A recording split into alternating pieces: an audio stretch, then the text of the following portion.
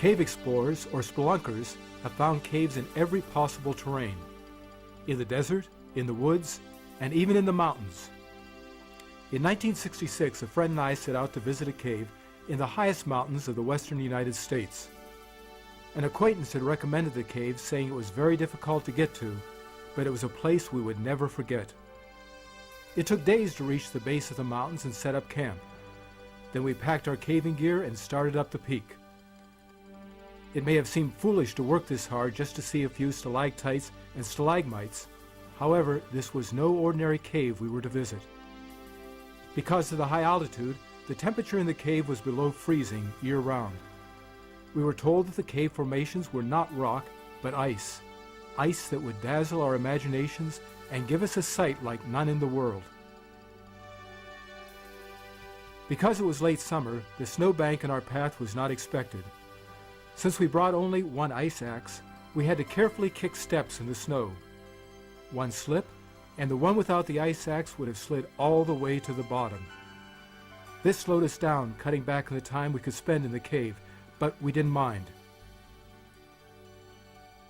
Above the snowbank, it was easier traveling on the broken rock called talus.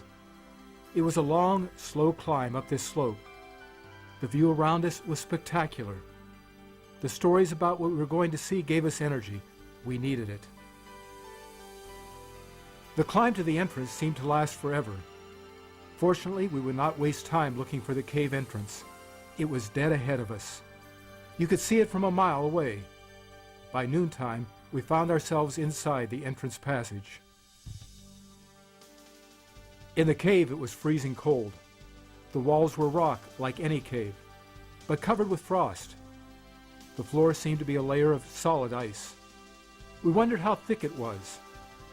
Even though this place was unique and spectacular, nothing like we had ever seen before, it seemed like a bad location to be stranded. We didn't travel very far before coming to a drop-off. Neither of us got close to the edge to look over.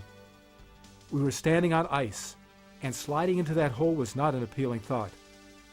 Fortunately, we came equipped. We had a safety rope for a belay, a cave ladder to climb down, and ice screws to attach the ladder. Ice screws are usually used in mountaineering, not cave exploring. We were told they worked well. We hope so. Our cave ladder was made from 1/8-inch stainless steel cable with a narrow aluminum rod attached to every foot.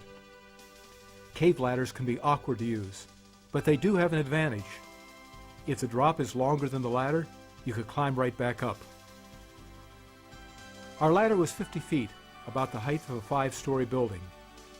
If the hole was deeper than that, we had a problem. I went first. It was an easy climb down, even with the icy water dripping on my head. There had been plenty of ladder to spare. It was only a 30-foot drop, so we had an extra 20 feet. My friend came down next. He had installed a second ice screw at the top and looped the belay rope through it so I could belay him from the bottom. The cave continued ahead with a new ice floor. Since it was low in some places, we had to crawl on our hands and knees to avoid breaking the ice formations. Sometimes we had to crawl on our stomachs. At one location, huge stalactites of clear ice were formed, and you could see right through them. Another place had unique ice shapes that we just had to capture on film. One ice formation looked like a gypsum flower. Fortunately, we had lots of film. At that point, we seemed to forget how wet and cold we were. Deeper into the cave, the frost in the walls got thicker and the passage narrowed. Soon the entire area was completely snow white. Within about 100 feet it ended, putting us at a room that left us speechless with wonder. The walls, roof, and floor of the room were covered with giant ice crystals, huge fragile snowflakes up to 12 inches in diameter. They must have grown under ideal conditions of temperature and humidity. The room wasn't much below freezing. If we stayed in one place too long, the heat rising from our carbide lamps melted the ice crystals above our heads. When we spoke or made a noise, there was no echo, because the ice crystals at all angles in the walls absorbed the sound. It gave the place an eerie, otherworld quality. It truly was another world. At the end of the room, a river of ice led us forward. I wished I had crampons because it was a little on the slippery side. But the ice led us nowhere, and we'd reached the end. I often think of this trip taken so long ago, and wish I could go back. The hole in the rock is still there, and will be for another 1,000,000 years. But the ice, it's gone, done in by global warming. With a cave just below freezing, it didn't take much to wipe it out.